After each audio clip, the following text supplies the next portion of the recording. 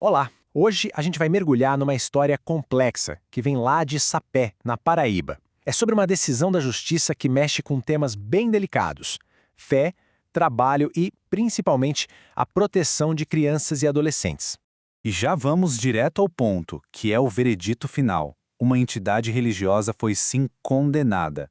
E as acusações são pesadas: exploração de mão de obra infanto-juvenil e violação de direitos básicos de adolescentes. É uma decisão de impacto, e agora a gente vai entender direitinho como a justiça chegou até ela. Ok, para a gente entender essa condenação, a gente precisa voltar um pouco no tempo, né? Ir lá pro comecinho de tudo para entender que denúncias foram essas que deram início a todo o processo. Então, o pivô dessa história toda é uma instituição chamada CEAP, que é a sigla para Centro de Aperfeiçoamento para a Propagação do Evangelho de Deus. Basicamente, é uma organização internacional que tinha uma base em Sapé, na Paraíba, para receber jovens.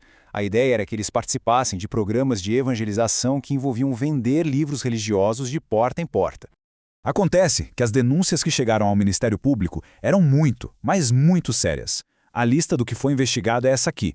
Os jovens estariam hospedados de forma irregular, sendo explorados em seu trabalho, incentivados a largar a escola, afastados de suas famílias e, para completar, sendo recrutados em outros estados, bem longe de casa. Bom, com acusações desse calibre, é claro que as autoridades tinham que agir, né? E foi aí que o Ministério Público entrou em cena para investigar a fundo o que estava acontecendo. E o que a gente vê aqui é que o trabalho foi bem metódico. Tudo começou lá em março de 2023 com uma denúncia. Isso levou à abertura de um inquérito.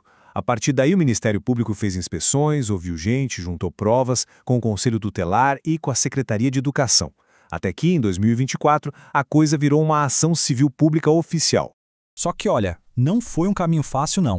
Achar que o caso foi resolvido rápido seria um engano. O que se seguiu foi uma verdadeira batalha judicial.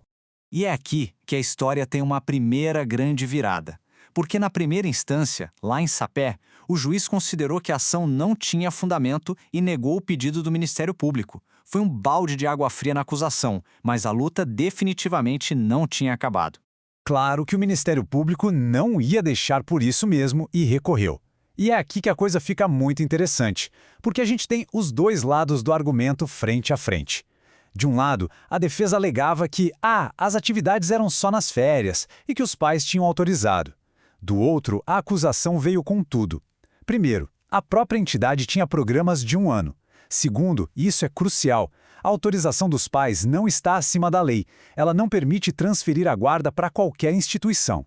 E terceiro, chamar de atividade religiosa não muda o fato de que era sim exploração de mão de obra.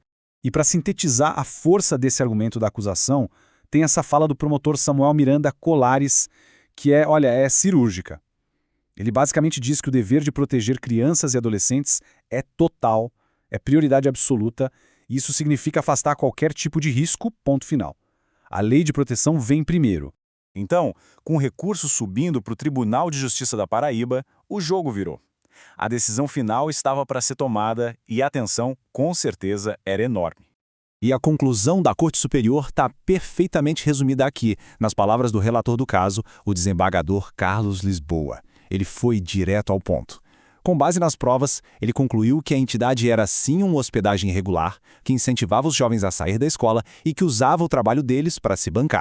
Com uma conclusão dessas, veio a consequência financeira. A primeira foi uma condenação de R$20 mil. Mas o que exatamente esse valor representa? Então, esses 20 mil são o que a lei chama de dano moral coletivo. É um conceito super importante. Pensa assim, o dano não foi só para um ou outro indivíduo. A violação foi tão grave, tão sistemática, que afetou a sociedade como um todo ao colocar em risco um grupo inteiro que deveria ser protegido. E não parou por aí. Para garantir que a decisão fosse cumprida de verdade, a Justiça ainda estabeleceu uma multa diária de R$1.000. Essa multa vale para cada menor que for encontrado em situação irregular no centro a partir de agora. É uma forma de dizer é para parar e é para parar agora. Certo, mas no final das contas, por que esse caso de Sapé-Cap é tão relevante? Por que a gente está falando sobre ele? A importância dele vai muito, muito além dos muros daquela instituição. É porque essa decisão firma alguns pontos que são cruciais para a proteção de crianças e adolescentes no Brasil. É como se a Corte dissesse em alto e bom som. Primeiro, a autorização dos pais não anula a responsabilidade do Estado. Segundo, ser uma entidade religiosa não dá um passe livre para descumprir a lei. Terceiro, o direito à escola e à família é sagrado. E por fim, vender coisas na rua sem seguir a lei do aprendiz é exploração, sim. São recados muito claros. E tudo isso nos leva a uma pergunta final, que fica ecoando, né?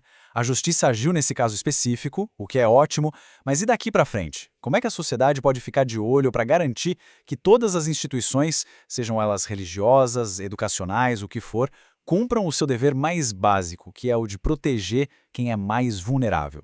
Essa é a reflexão que fica.